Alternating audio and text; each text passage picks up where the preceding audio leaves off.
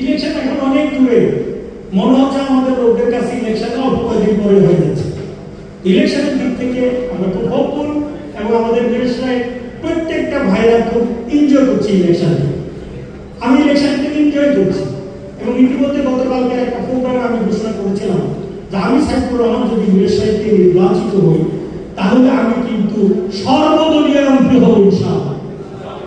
এটা আমি সকলের পারপাস সার্ভ করতে চাই। আমাকে সেভাবে যেভাবে যে পারপাস আমি এখন সার্ভ করছি, মিরসরাইয়ের মানুষ এসে করছে, আমার কাছে আসতেছে, আমি এজ এ লয়ার আমি কখনো জিজ্ঞেস করি নাই কে কোন দল করে। আলহামদুলিল্লাহ একইভাবে সর্বদলীয় সাপোর্ট আমার পিছনে তারা দিয়ে যাচ্ছেন। 3টি স্তরে আমরা আমাদের নির্বাচনী কার্যক্রম করছি। একটি স্তর হলো আমাদের সাংগঠনিক, আর 2টি স্তর হলো ভিন্ন দ্বারা। সেগুলো আপনারা যথাসময় দেখতে পাবেন এবং উপভোগ করতে পারবেন।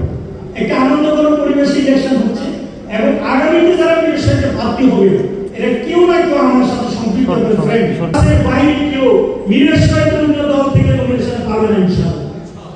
তো তাহলে কোথায় আসল থেকে তারা কি নিলামবে? প্রশ্নই আসে না। তো যাকে কিনে সেট করবে সেটা আমার সাথে কানেক্টেড, সেটা আমার সাথে বন্ধুত্ব, সেটা আমার সাথে একটা লিঙ্ক আছে। তো সুতরাং আমি আশা করছি মিরসরাইতে এমন একটি পরিবেশ আমরা নির্বাচন করব যে নির্বাচন একটি কাঙ্ক্ষিত নির্বাচন, উৎসবমুক্ত নির্বাচন। এতদিন পর্যন্ত মানুষ যে ভোটগুলো দিতে পারে নাই তাদেরকে ইনশিওর করবো, তাদের ভোটগুলো দেওয়ার একটা আয়োজন আমরা করবো ইনশাআল্লাহ। এরপর আমাদেরকে জনগণ কিভাবে নির্বাচিত করবে, কি করবে, সেটা তখন ভোট আসলে জনগণ সেটা দেখবে। চট্টগ্রাম শহরের দায়িত্বশীল যারা এখানে আসছেন, আমি মেহরবানি দেখেছি, যারা আসতে পারে না তাদের কাছে আমাদের সালাম পৌঁছে দেবেন। আর মেহরবানি করি প্রতি বৃহস্পতিবার অন্তত আপনারা চলে যাবেন, শুক্রবারের প্রত্যেকটা এলাকার প্রোগ্রামগুলোতে আপনারা কানেক্ট হয়ে যাবেন। নির্বাচন আসলে আপনাকে গুরুত্বপূর্ণ একটা দায়িত্ব হয়তো আমরা দেবো এবং সেটা আপনাকে পালন করতে হবে।